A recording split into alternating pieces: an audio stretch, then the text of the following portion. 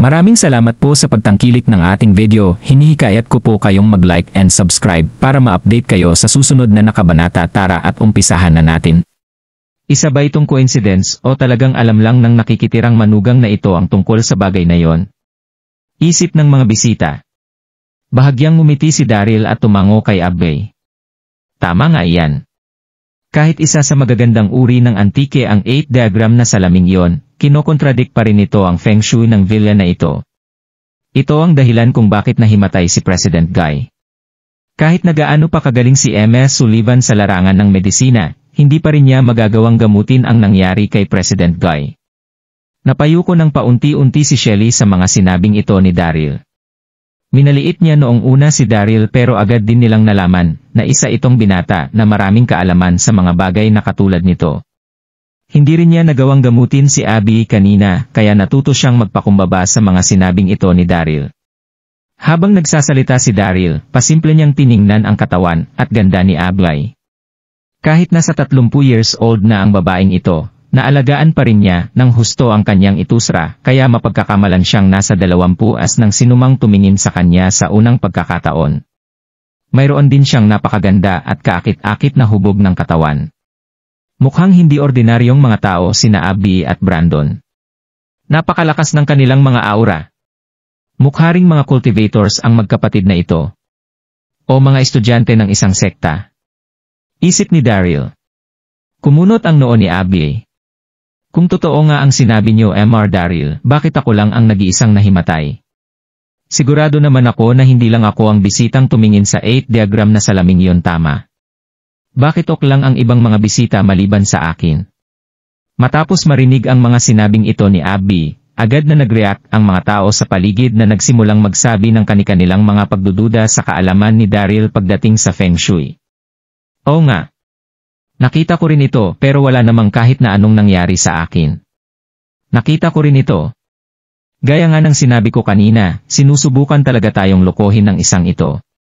Hindi pinansin ni Daryl ang pangungwestiyon ng mga tao sa kanyang kaalaman at sa halip ay tiningnan niya ng husto si Abby at sinabing, dahil ito sa isang personal na problema ninyo ngayon President Guy. Personal kong problema? Tanong ni Abby. Dito na naubusan ng pasensya si Brandon. Bakit naman magkakaroon ng personal na problema ang kapatid ko? Linawin mo nga ang mga pinagsasabi mo. Bahagyang ngumiti si Daryl na nagtanong kay Abby ng paumanhin sa pagiging direkta pero mayroon kang period ngayong araw hindi ba President Guy? Napakagat ng husto sa kanyang labi ang namumulang si Abby na nagpakita sa hindi pagkailang ng kanyang dibdib sa naging tanong ni Daryl. Hayop ka talagang bata ka, naghahanap ka ba talaga ng sakit ng katawan? Gusto mo na ba talagang mamatay hayop ka? Hindi na makapagpigil pa sa kanyang sarili si Brandon. Bigla siyang napatayo at galit na tumitig kay Daryl. Hindi pa sapat ang pagkukunwari ng isang ito na alam niya ang mga nangyayari at nagawa pa niyang tanungin ang kapatid ni Brandon ng isang personal na tanong sa harap ng napakaraming tao. Mukhang pagod na nga yata siyang mabuhay. Kasabay nito ang pagpaligid ng ilang mga maskuladong bodyguard kay Daryl. Huwag niyo siyang gagalawin. Utos ni Abby sa mga bodyguard. Napakagat siya sa kanyang labi at mahinang sinabi na, kaumpisa lang nito ngayong araw. Itinango ni Daryl ang kanyang ulo. Gaya nga ng iniisip ko. Nabastos ng dugong iyon ang masamang espiritu. Mula sa point of view ng Feng Shui, sinira mo ang isang tabo pero hindi naman ito isang malaking issue, kaya ok na ang lahat ngayon. Sa mga sandaling yon, naintindihan na rin ni Brandon ang lahat at hindi na nagsalita pa ng kahit na ano. Hindi magagawa ng isang taong kagaya ni Brandon na humingi ng tawad kay Daryl. Sandali niyang tiningnan si Daryl ng husto bago tulungan ang kanyang kapatid na si Abby pabalik sa hall ng villa. Natapos ang komosyon ng may ilang sorpresa pero wala namang kahit na sinong nasaktan dito. Wala na ring maganda pang mapapanood ang mga bisita sa labas kaya agad na rin silang nagbalikan sa hall ng villa. Nagtatakang tiningnan ng mga Darby si Daryl pero walang ni isa sa kanila ang nag-congratulate dito. Sa kanilang mga puso, hindi nila inaasahang magtatagumpay si Daryl sa anumang bagay. Naniniwala silang nakatiyamba lang ito sa mga panghuhulang ginawa niya kanina na siya ring nagbigay solusyon sa kanilang problema kay Brandon. Anong Feng Shui? Kasinungalingan lang ang lahat ng tungkol doon. Isip nila. Tanging si Jackson lang ang may mukhang puno ng saya at respeto kay Daryl. Habang bumabalik ang lahat sa hall, agad na hinila ni Jackson ang braso ni Daryl at namamanghang sinabi sa kanya na, "Napakagaling mo talaga Kuya Daryl. Marami ka palang nalalaman tungkol sa mga kakaibang bagay na katulad nito. Hindi mo ba alam na mamatay-matay na ako sa takot kanina?" Tumawa si Daryl na agad tumapik sa balikat ni Jackson. "Buwisit ka talaga. Iniisip ko bang magkakalat ako ngayon sa kasal mo?" Wala namang naging problema sa naging handaan, na nagsimula matapos ng komosyon, maging ang mga bisita ay nagawa pa ring mag-enjoy kasunod ng mga nangyari kanina. Natuwa ang buong pamilya Daryl sa naging takbo ng kasal ni Jackson.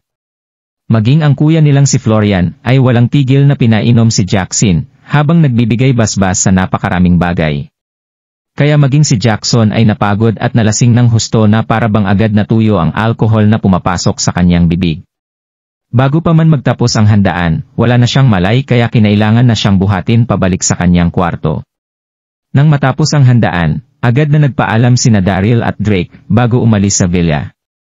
At nang makalabas ang dalawa sa villa, dalawang nakaitim na lalaki ang mabilis na naglakad palapit sa kanila. "Mr. Daryl, pinapasabi po ni Mr. Guy na bumisita raw po kayo sa kanya." Sabi ni isa sa mga lalaki na walang naging kahit na anong emosyon, habang ang isa naman ay nagpakita ng pagtanggap nila kay Daryl. Mahahalatang si ang Brandon na yon ang Mr. Guy na tinutukoy ng lalaking ito. Maging ang mga bodyguard na kanyang hawak ay may napakalakas na aura.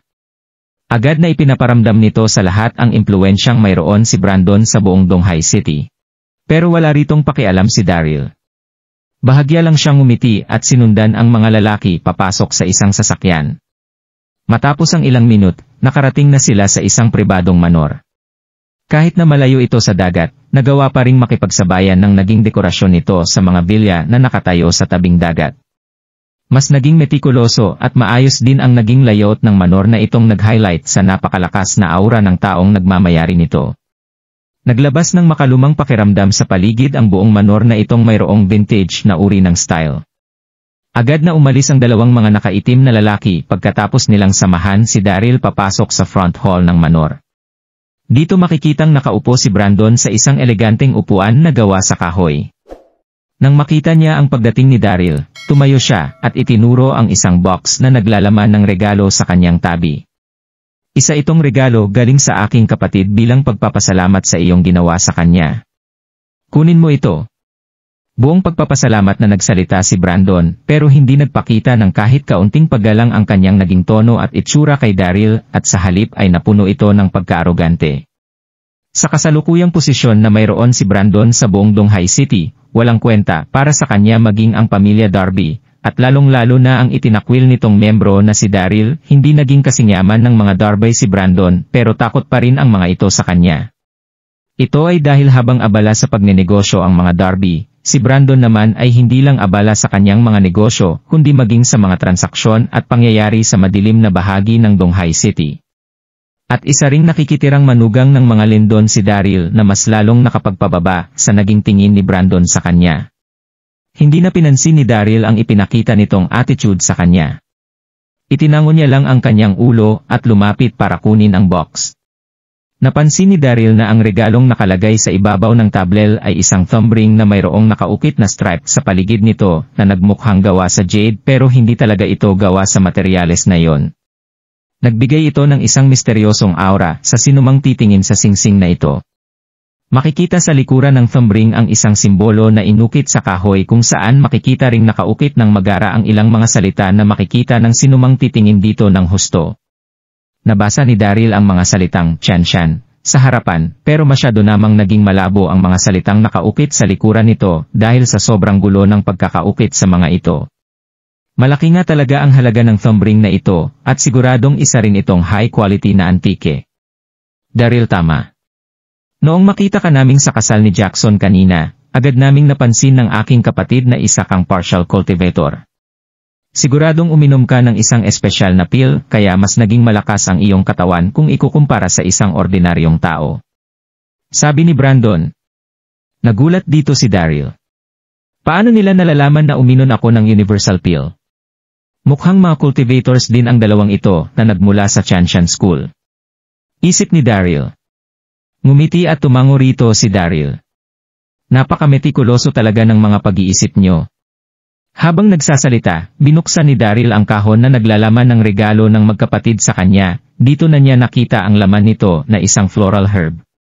Parang himalang may pulang bulaklak at berdeng mga dahon ang floral herb na ito. Punong-puno rin ito ng buhay na parabang nakatanim pa rin ito sa lupa.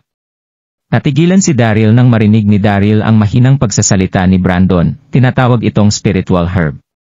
Sa sandaling gamitin mo ito, mabubuksan mo na rin ang meridian ng iyong katawan, at magiging isang tunay na cultivator.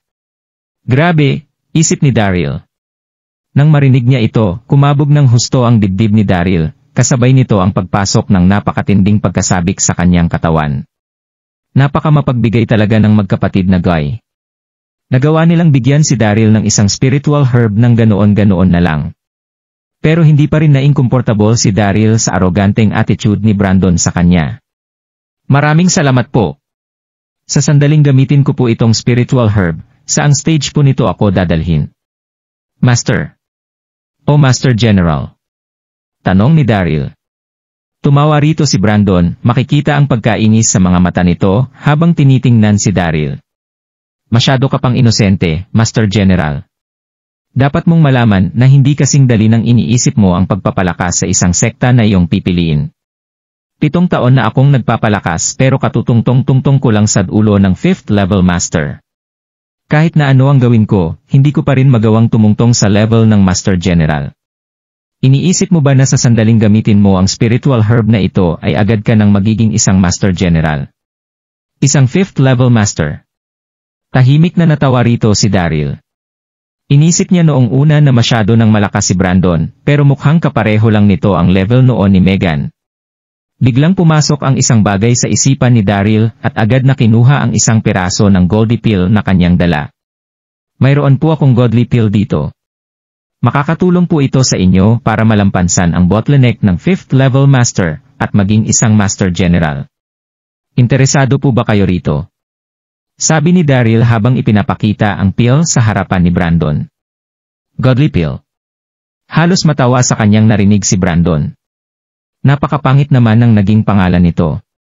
Magagawa kaya ng isang mahinang pill na kagaya nitong makatawid si Brandon sa Master General level? 3 hanggang 4 na taon na siyang na-stock sa 5th level master. Isip ni Daryl. Ang bawat stage ng na mayroon ang isang cultivator ay kumakatawan sa napakataas na agwat ng lakas. Marami sa mga na-stock sa tuktok ng kasalukuyan nilang level ay hindi na nagagawa pang makatawid sa kasunod na level sa buo nilang mga buhay. Kaya naisip ni Brandon na wala na siyang pag-asa na maging isang Master General kahit nasubukan pa niyang magpalakas habang buhay. Na-stock din ang kapatid nitong si Abby sa 5th level master, kaya naisip din niya na magiging mahirap para sa kanyang makatawid sa level ng Master General. Itago mo na lang ang pill na yan para sa'yo. Singha ni Brandon. Marunong talagang magkunwari ang nakikitirang manugang na ito. Nagawa pa niyang ibida ng walang takot ang isang walang kwentang pill na makakatulong daw sa kahit na sinong makatawid sa susunod na level. Isip ni Brandon. Kung nagustuhan mo ang mga ganitong video, huwag mong kalimutan mag-like and subscribe. Panoorin mo na rin ang mga naunang kabanata para lalong maubos ang oras mo.